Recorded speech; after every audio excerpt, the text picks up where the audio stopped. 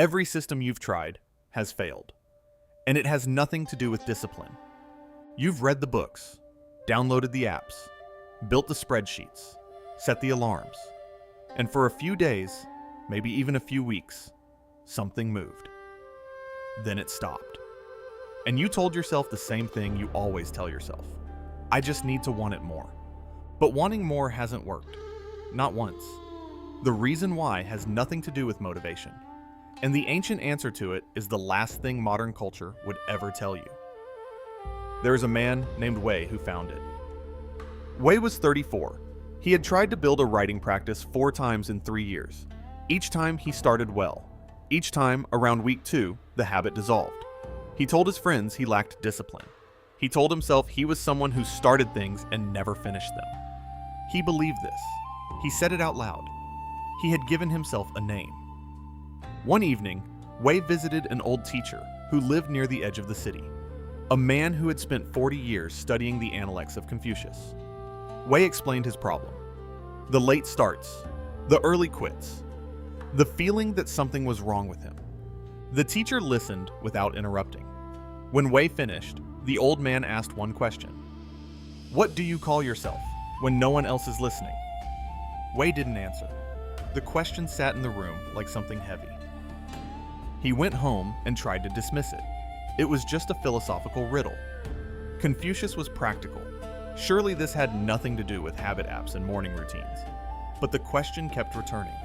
On the train, before sleep, in the space between one task and the next. What do you call yourself when no one else is listening? Wei knew the answer. He called himself someone who tried and failed. Someone who meant well, but didn't follow through. Someone who was probably just not built for consistency. He had been calling himself this for years, and his behavior had followed perfectly. This is what Confucius called Zhèng Míng, the rectification of names. The literal meaning is simple. Call things by their right name. In the Analects, Confucius taught that a ruler who does not act like a ruler should not be called one. When names are wrong, actions become disordered. When actions become disordered, nothing can be accomplished. But the teaching reaches further than politics. The name you give yourself is not a description. It is a set of instructions. Call yourself someone who doesn't finish things, and your behavior will follow that instruction with extraordinary obedience. Wei had not been failing to build a habit. He had been succeeding perfectly at being the person he had named himself. He went home and did not sleep well. So he returned to the teacher. He told him he understood. He would simply call himself a writer, name himself differently. Think of himself as someone who finishes what he starts. The teacher shook his head slowly.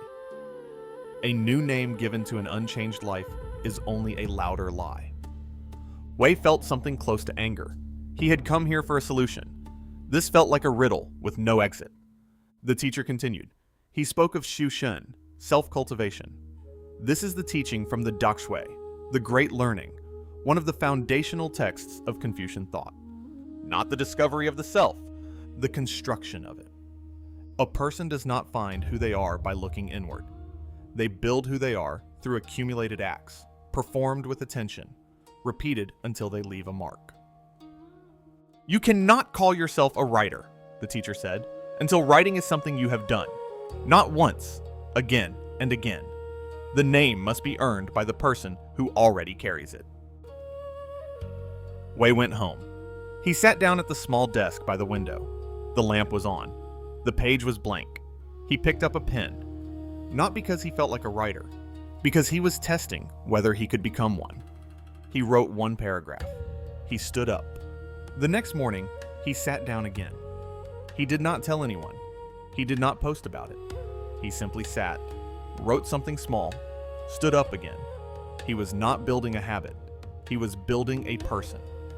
The kind of person who sits down and writes, who does it when the words are poor, who does it when no one will ever see. 3 months later, the teacher asked him what he called himself. Wei thought about it. Someone who writes, he said. Not a great writer, just someone who writes. The teacher smiled.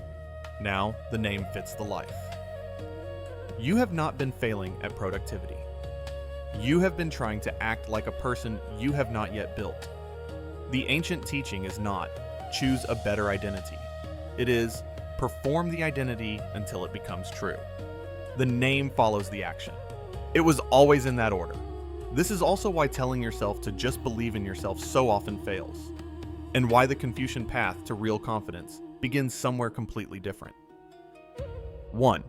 In the morning, write down what you have been calling yourself in the quiet. Not what you want to be, what you have actually been naming yourself. 2. Choose one small act that belongs to the person you want to build. Do it once, not as a habit, as a test. 3. Sit somewhere quiet afterward. 1 minute, no phone, and notice how it felt to be that person, even briefly. What have you been calling yourself when no one else is listening? Drop it in the comments. You don't have to explain it. Thank you for watching.